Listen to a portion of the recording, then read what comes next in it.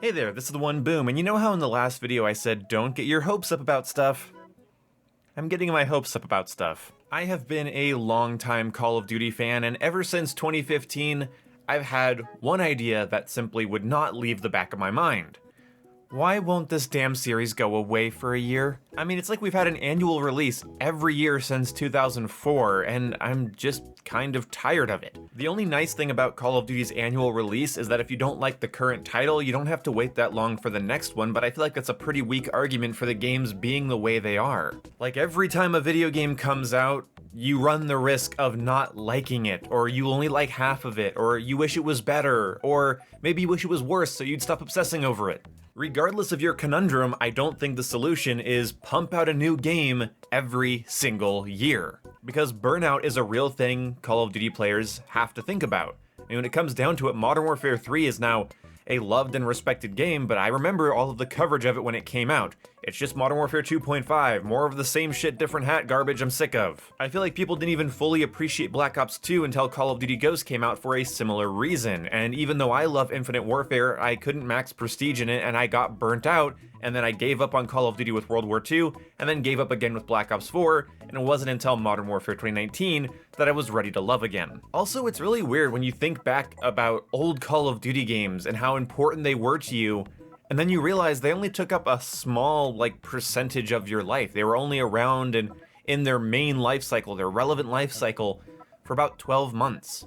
I wonder how much more meaningful Modern Warfare 2 would have been if it would have been a 2 or 3 year game, like how Battlefield games were. I think one of the reasons Halo hit so hard for me is that I wasn't constantly up to my neck in Halo. I had time to breathe and absorb what the hell I was playing, and it was a part of my friends and I's lives for a while. Black Ops 2 is crazy and nostalgic to me, and when I stopped to think that a year later I was playing Call of Duty Ghosts, it just sort of devalues it in some small way. Like, the quality's still there, but it's like I didn't have time to really appreciate it, and it didn't have time to live up to its full potential. And now with the way we handle video games as live services, making your game annual just seems like a waste. Like, I know how many maps and weapons and modes and timed events that Call of Duty can pump out, and it just feels like a really cluttered year before you have to completely shift gears and restart the next year, and, well, I'm just so damn happy that Bloomberg stated that Modern Warfare 2 will in fact be a 2-year Call of Duty. It's basically Call of Duty 2023 has been canceled, there will not be a release in that year, and we'll get something from, I believe, Treyarch in 2024. It is worth noting that Activision released this statement saying, "We have an exciting slate of premium and free-to-play Call of Duty experiences for this year, next year, and beyond. Reports of anything otherwise are incorrect. We look forward to sharing more details when the time is right."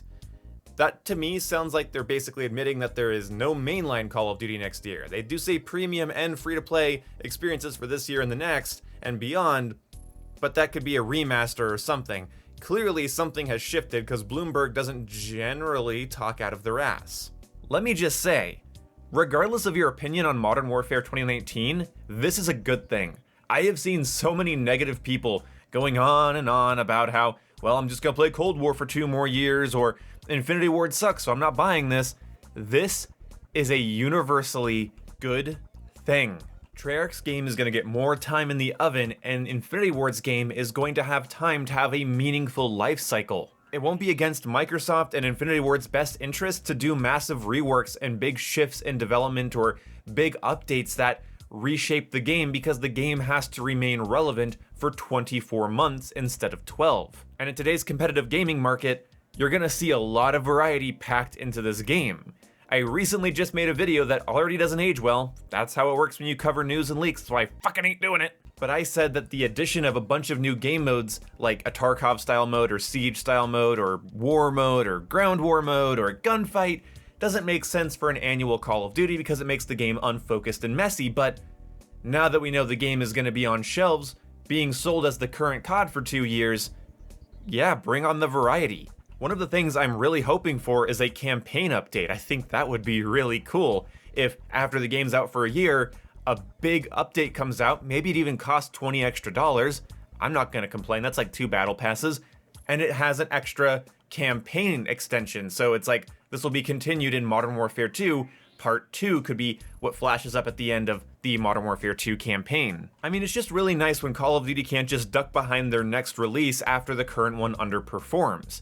Because Vanguard is underperforming right now in terms of sales. I mean, it's still topping sales charts and has lots of players, but it's not doing the Call of Duty thing where it kind of rules the world. I feel like we're just not going to see a lot of love poured into it, and it's just going to be a game that they leave behind in the dust because they're banking on MW2 being the next big thing. I honestly feel like that's how World at War was treated back before Modern Warfare 2 came out, and I just can't really blame them. So it's nice that this game, whatever it is going to have to please people for 24 months. And with this extra time, Infinity Ward has more time to let multiple types of players coexist under one roof. In a 2-year game, you could have way more map variety, a way wider range of things added. You can really focus on the sort of mil-sim themed tactical stuff like realism and night vision mode, and you can also have more 3-lane basic arcadey style stuff with map additions and game mode styles, and maybe a ranked play system that doesn't fucking suck. When your game is gonna be out longer, you have more time to please more people. I feel like Modern Warfare sold people on a more gritty, realistically themed Call of Duty game and then sort of backtracked after some backlash, whereas now I believe they can make something that coexists, which could result in an unfocused experience or a really fun variety-filled one. We'll have to see. I'll report back when I play the game. Of course, this is all conjecture, and who knows, maybe even this rumor is wrong and Bloomberg got something wrong and we're all going to be massively disappointed, but this video still stands to explain why this is an important concept. Giving players a break is nice. Letting players enjoy a meaningful long life cycle is nice. And letting the next Call of Duty cook longer in the oven is nice. There's nothing about this I dislike. Now, 2 more things. First things first, I've had a problem with Call of Duty because of its annual release cycle. I stopped caring about going for the hardest to earn camos. I stopped caring about World War II's headquarters mode. I don't care about extra side modes like War or Fireteam Dirty Bomb, because it just feels so fickle. Like every piece of innovation is just there to get erased and we have to start from zero so soon.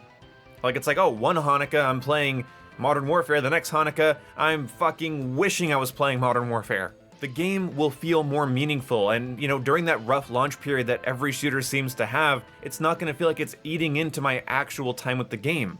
Right now, Vanguard is still suffering from its aim assist issue, and that means like a whole month of this game is gonna go by with me barely playing it, leaving me with only like 9 more months to play the game. I feel like when it comes to development and just how a live service game presents itself, time can truly heal all wounds. Alright, so the next things. What are we gonna see after Modern Warfare 2's release? It's a year after and second year after. First things first, I would love to see a Modern Warfare 3 campaign remaster with a Spec Ops remaster too, if possible, at the end of 2023. Because we won't be getting a new COD then, it would be nice to get some co-op and campaign-related stuff from an old COD game to sort of satiate our hungry consumeristic mindsets. We all don't have those? Never mind.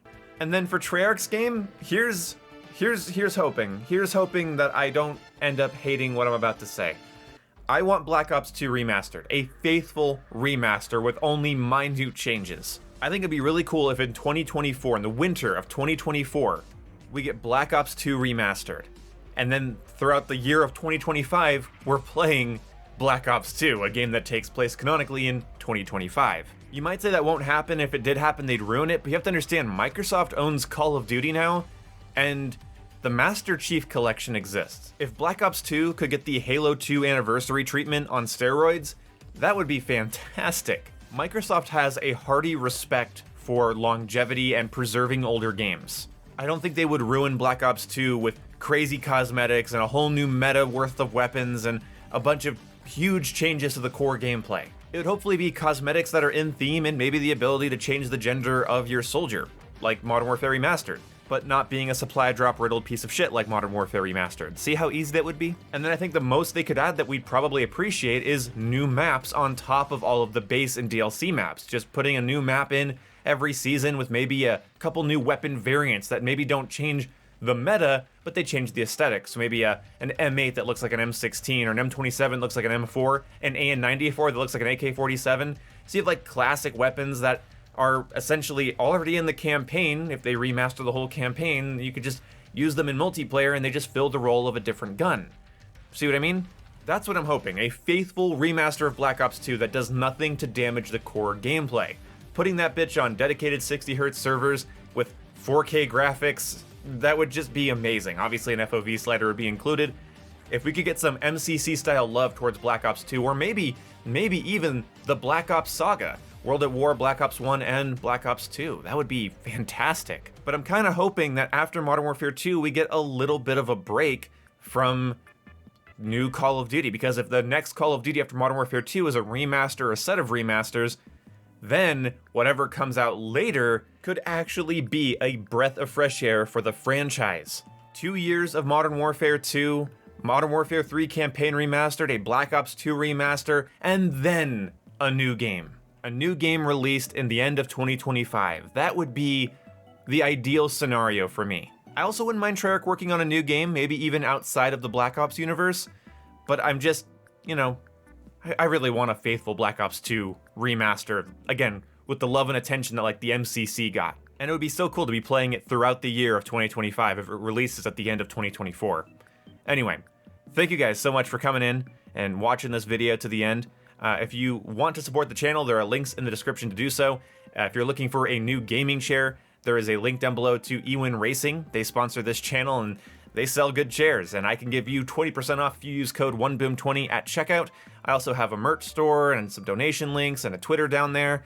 Anything you want to do to interact with me, I'm going to be covering Call of Duty throughout the rest of this year until Battlefield or Halo Infinite move their dead, rotting corpses and we actually see some life in them. See you when I see you guys. Goodbye.